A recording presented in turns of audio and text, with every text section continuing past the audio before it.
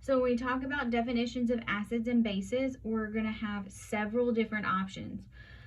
So you need to make sure you know the difference between each definition.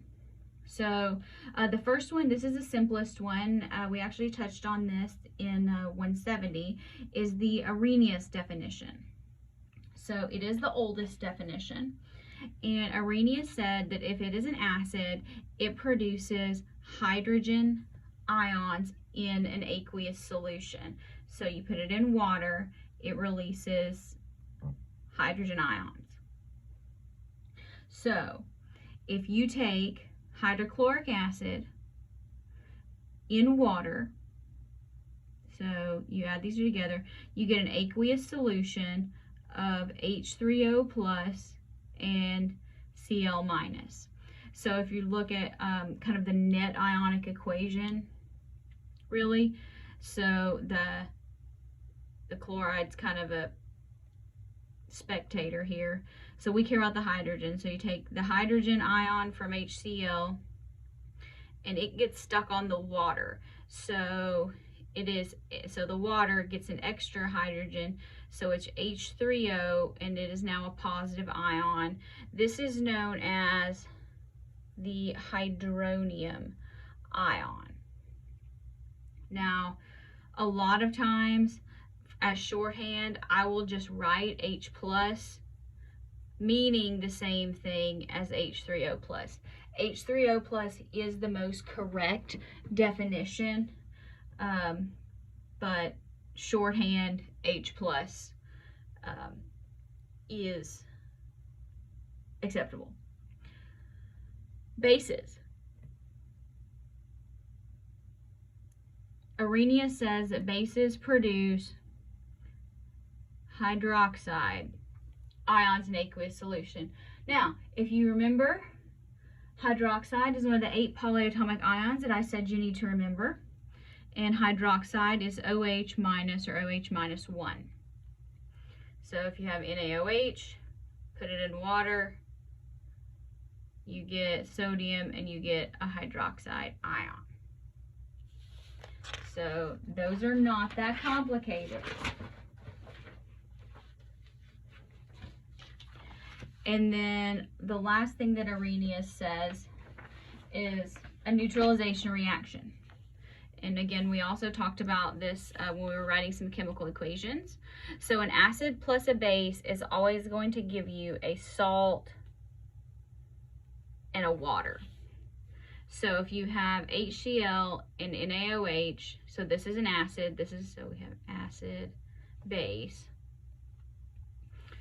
You have run it like a double replacement reaction. So Na goes with Cl, and then the hydrogen goes with the hydroxide. And yes, a lot of times I do write water like that when I'm doing double replacement or balancing equations. If you want to write it as H2O, it's totally fine. Now, Bronsted-Lowry. These are going to be the ones that the definition we're going to use most often, so you might want to put a star by it.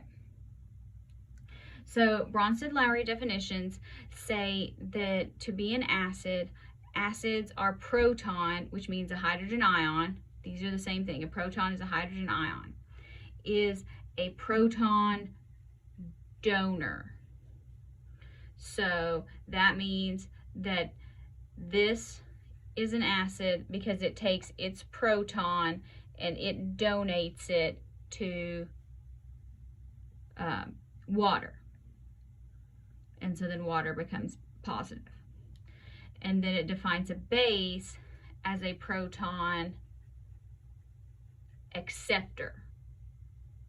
Now these are a little bit more strange than Arrhenius. But so here you have ammonia, and then you have water. And so this ammonia here is going to accept a proton from water, and become an ammonium ion. So again, if you learned the polyatomic ions that I told you to learn, you know this is an ammonium ion and a hydroxide ion. Now, you have within the Bronsted-Lowry definition, you could have a substance that can act as an acid or a base. And this is called amphoteric. So a substance that can be an acid or a base. The two that we're going to be dealing with most frequently are water and ammonia. So here, where you have an acid and you mix it with water, so we're looking at the water. What's happening with the water? Water goes from neutral to positive. So water has accepted a proton. So proton acceptors, water is acting as a base in this reaction. Now, if you take something that's a base and you mix it with water, water is going to then donate the proton to the base and leave itself with only hydroxide. So that's where water is acting as an acid. So you think about donating. So what's happening? Look at the substance that you care about. In this case, it's water. And is it donating or accepting a proton? And then you just go with your definitions to determine if that makes it an acid or a base. Now, when you have ammonia, when you mix an acid, that would be H+, with ammonia, the ammonia accepts it, and so when it is a proton acceptor, it is acting as a base. If you take a base and add it to ammonia, ammonia goes from NH3 to NH2 minus 1. So ammonia has donated a proton, so there ammonia is acting as an acid. Now, in this case, all Arrhenius acids and bases match the Bronsted-Lowry definition. However, you can have something that is a Bronsted-Lowry acid or base that does not match Arrhenius. For example, ammonia is a base, but ammonia itself does not produce hydroxide ions in water. So ammonia is not an Arrhenius base, but it is a Bronsted-Lowry base. The third definition is the Lewis definition. If you're going to be taking organic, put a star by this. Save this handout. You'll be grateful you did. We will talk about this in a lot more detail later on in the chapter, but let me go ahead and introduce it here. So according to Lewis, this is sort of the opposite of a Bronsted-Lowry. So a Lewis says an acid is an electron pair acceptor. And then a Lewis definition of a base is an electron pair donor. So to be an acid, you can either donate a proton or accept electrons. To be a base, you can either accept a proton or donate electrons. Now,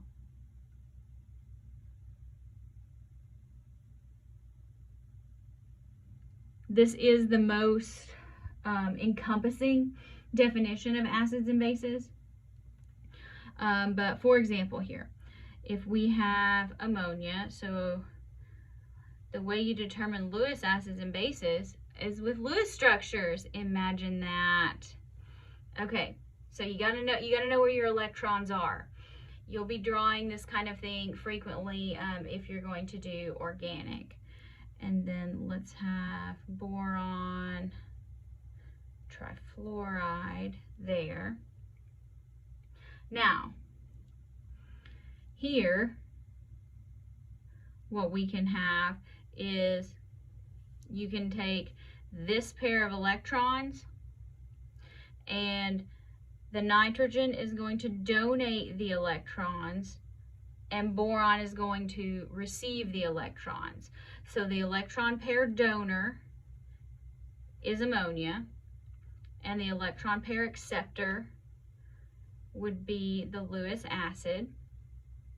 And now the important thing here is when you have Lewis acids and bases, you're generally going to form a bond here.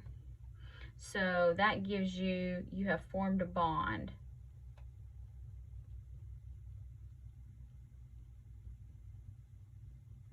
And that's a valid Lewis structure.